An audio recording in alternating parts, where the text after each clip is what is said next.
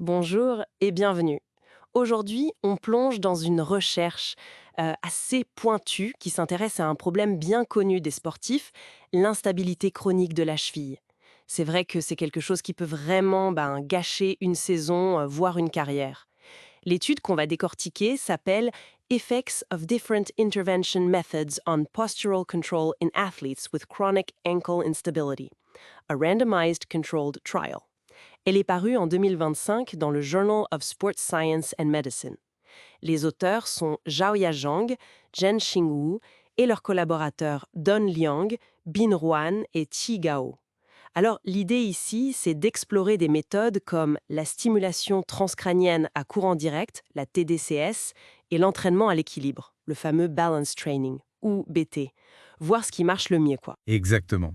Parce que cette instabilité chronique, c'est pas juste une petite gêne passagère. Ça modifie vraiment la façon dont le corps contrôle sa posture, que ce soit à l'arrêt, l'équilibre statique, ou en mouvement, l'équilibre dynamique. Et ça, ça augmente le risque de se reblesser et même de développer de l'arthrose à terme. Donc l'objectif de l'étude était assez clair. Évaluer sur 4 semaines si la TDCS, cet outil de neuromodulation non invasif, si l'entraînement classique de l'équilibre ou si la combinaison des deux pouvait améliorer les choses chez ces athlètes. D'accord. Et comment ils s'y sont pris concrètement? Quelle était la méthode? Alors, ils ont utilisé un essai contrôlé randomisé. C'est, on peut dire, la méthode de référence pour ce genre de questions. Oui, pour pouvoir comparer les effets de manière fiable. Tout à fait. Ils ont recruté 40 athlètes universitaires en Chine qui souffraient tous d'instabilité chronique de la cheville. Et ils les ont répartis au hasard, c'est ça qui est important, dans 4 groupes différents. 4 groupes. Lesquels? Alors, un groupe qui recevait uniquement la TDCS, un autre qui recevait une TDCS placebo, une fausse stimulation pour l'effet de comparaison, un troisième groupe qui combinait la vraie TDCS avec l'entraînement à l'équilibre, le BT, et enfin le quatrième groupe, TDCS placebo, donc la fausse, plus l'entraînement à l'équilibre. Et cet entraînement, le BT, ça consistait en quoi exactement? Des exercices spécifiques? Oui, c'était un programme bien défini. 20 minutes d'exercice d'équilibre progressif, 3 fois par semaine pendant 4 semaines, basé sur des exercices où il faut sauter et se stabiliser, ce qui est très pertinent pour le sport. La TDCS, la vraie ou la fausse, selon le groupe, était appliquée pendant 20 minutes juste avant ou juste après la séance d'entraînement. Appliqués sur la tête, j'imagine. Oui, sur une zone précise appelée CZ, qui correspond au cortex moteur primaire, l'idée étant de moduler l'activité de cette zone clé pour le contrôle du mouvement. Compris. Et pour savoir si ça fonctionnait, comment ils ont mesuré l'équilibre? Quels outils? Ils ont utilisé 2 tests principaux assez classiques dans le domaine. D'abord le BSS, le Balance Error Scoring System. Le BSS, ok.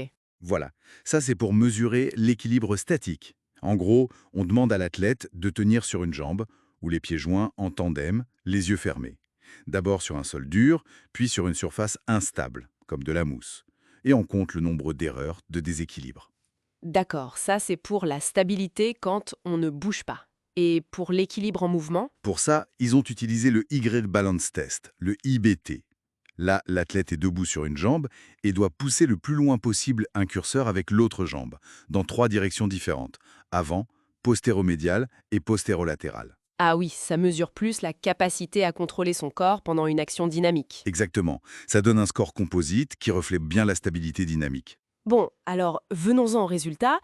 Qu'est-ce que cette étude a montré? Est-ce que ça a fonctionné? Alors les résultats sont intéressants et assez nuancés, en fait. Pour l'équilibre statique, celui mesuré par le BSS, Oui. eh bien, les 3 groupes qui ont eu une intervention active, c'est-à-dire TDCS seul, TDCS combiné au BT, et le BT seul avec la fausse TDCS, tous ces groupes ont montré des améliorations significatives par rapport à leur niveau de départ. D'accord. Donc que ce soit la stimulation cérébrale seule ou l'entraînement seul, ça aide à être plus stable quand on est immobile. C'est ça. Le groupe qui a reçu uniquement le placebo, la fausse TDCS sans entraînement, lui n'a pas montré de progrès. Logique. Mais alors, pour l'équilibre dynamique, celui mesuré par le YBT qui est souvent plus pertinent pour la performance sportive. Et c'est là que la différence apparaît.